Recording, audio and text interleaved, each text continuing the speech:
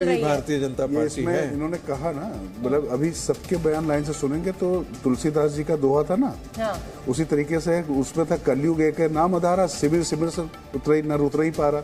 यहाँ बीजेपी एक है नाम उधारा, सिमिर सिमिर नर उतर ही पा रहा। तो मोदी जी का नाम कस कर लीजिए, नर उतर ही पा रहा, कलयुग केवल मोहिंदर जी आपकी बात अधूरी रह गई थी। जी हाँ मैडम, मैं हार की बात पे कर रहा था कि विश्लेषण जब होता है तो विश्लेषण आंकड़ों का होना चाहिए, प्रयासों का होना चाहिए। वो अभी होगा। देखिए अभी व्यक्ति पर जो दोषारोपण है ना, चुनाव आयोग की तरफ से अभी आंकड़े आए नहीं है, किस रीजन में कौन जीता है, किस रीजन में क्या रणनीति चली है, वो होगी चर्चा। लेकिन अभी जो मोटी मोटी तस्वीर है उसमें यह है कि 3-1 बीजेपी 3 बड़े राज्य जीती है। और जब बधाई के पात्र है बनता है। देखिए मोदी जी का मैंने आने के बाद कहा था, अगर शुरू का कमेंट्स मेरा याद करें, कि he is one of the best communicator. वो अपने जो पार्टी कार्यकर्ता हैं उनके साथ भी बहुत बढ़िया कनेक्ट करते हैं। जैसे आज शाम को सीधे पहुंच रहे हैं, वो इंतजार नहीं करेंगे। और जो पब्लिक है, पब्लिक के साथ अपने मुद्दों को बहुत बढ़िया कनेक्ट करते हैं। पब्लिक उसको समझती है और ये परिणाम बता रहे हैं कि वाकई में वो समझती है और कम्युनिकेट कर पा रहे हैं। और एक चीज को हमें ये भी देखना होगा कि क्या ये भी वजह हो सकती है कि जो वास्तविक मुद्दे होते हैं, चाहे वो जितनी विकास की योजनाएं मध्य प्रदेश सरकार ने चलाई, राजस्थान सरकार, छत्तीसगढ़ ने चलाई, उन पे और भावनात्मक मुद्दे भी होते हैं। भावनात्मक मुद्दे में धर्म का मुद्दा होता है या फिर गर्व का मुद्दा होता है कि मैं किसी एक नेतृत्व पर गर्व करता हूं, वो कितने भारी पड़े, ये अगर हमारे मुकेश जी, मैं आपको रोकूंगी क्योंकि ब्रह्म प्रकाश दुबे जी न्यूज संवाददाता भोपाल से बीजेपी दफ्तर से हमारे साथ जुड़ रहे हैं। दीपक जी ठीक है ब्रह्म, क्या माहौल अब?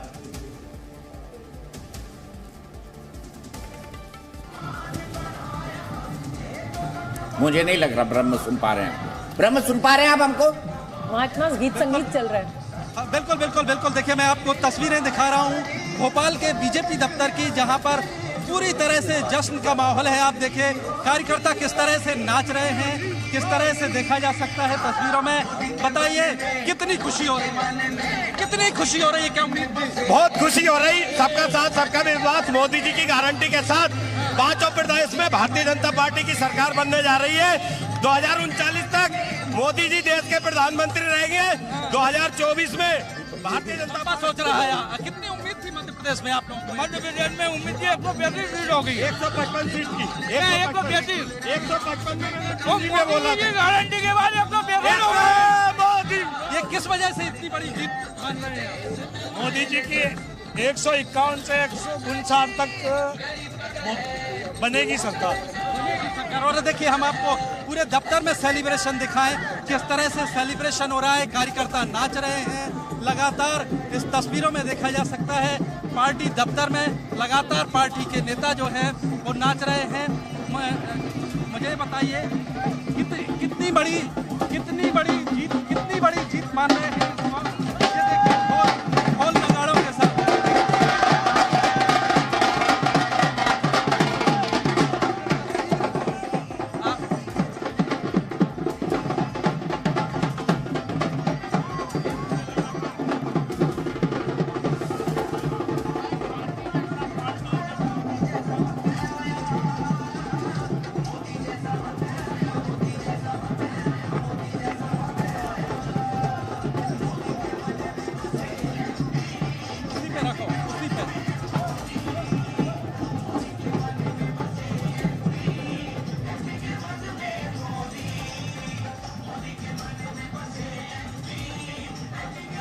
गाना सब कुछ चल रहा है शोभना जी। बिल्कुल बिल्कुल। और देखिए जोश उत्साह और महिलाएं मुझे बहुत बड़ी संख्या में, और मुझे लग रहा है कि मध्य प्रदेश और चाहे राजस्थान हो, ये महिला वोटर जो है ये बड़ा डिसाइडिंग फैक्टर साबित हुई है इस चुनाव में। राजकिशोर जी बिल्कुल, शुरुआत में ही बात हो रही थी कि जिस तरीके से महिलाओं को ये समझ में आ गया है कि उनको हक कोई देगा नहीं, अब वो देने की मोहताज नहीं, उनको हक लेना अपना आ गया है। और जो चाहे किचन से लेके राजनीति तक, तो अब उनका वो उत्साह यहाँ पर दिखाई पड़ रहा है। और आप देखिए, चाहे गुजरात हो, चाहे बिहार में नीतीश कुमार का साइकिल देने का दांव हो, या मुलायम सिंह का बच्चियों को 25,000 रुपए देने का जो फैसला रहा हो, तो जिस नेता ने महिलाओं को लेकर महिलाओं को आगे बढ़ाने का काम किया, उसकी राजनीति उसके साथ ही फलती फूलती। और एक और चीज है, देखिए हम ये कहते थे कि साहब जनता को ये पता है कि राज्य में उसको किसकी सरकार चाहिए और केंद्र में उसको मोदी जी चाहिए, ये हम लोग अक्सर चर्चा करते थे। तो मुझे लगता है कि इन तीनों राज्यों के नतीजों ने ये बता दिया कि साहब मोदी जी जो है वो चाहे केंद्र में चेहरा हो और चाहे राज्य में हो, वो बिल्कुल उनका विजय रथ नहीं रुकेगा। वो डबल इंजन की सरकार का फॉर्मूला चल गया। और देखिए, मैं फिर एक बात, इस बात से मैं महेंद्र जी की बात से बिल्कुल सहमत हूं कि हार के 50 कारण हो सकते हैं, जीत सिर्फ एक होती है, हार के तमाम कारण गिनाए जा सकते हैं। लेकिन मेहनत कम हुई, क्या हुआ, एक जो सबसे बड़ा जो अंतर आ गया है कि जिसको मैं पहले कह रहा था, फ्री बीज, चैरिटी या जन कल्याण की योजनाएं, कोई भी सरकार हो वो उसी तरीके से चला रही है। लेकिन किसमें कंसिस्टेंसी है, किसकी स्वीकार्यता है, कौन किस तरीके से लगातार मैनेजमेंट कर पाता है, और निरंतरता। भारतीय जनता पार्टी की मेरे हिसाब से जो सबसे बड़ी ताकत है आज की तारीख में, निरंतरता।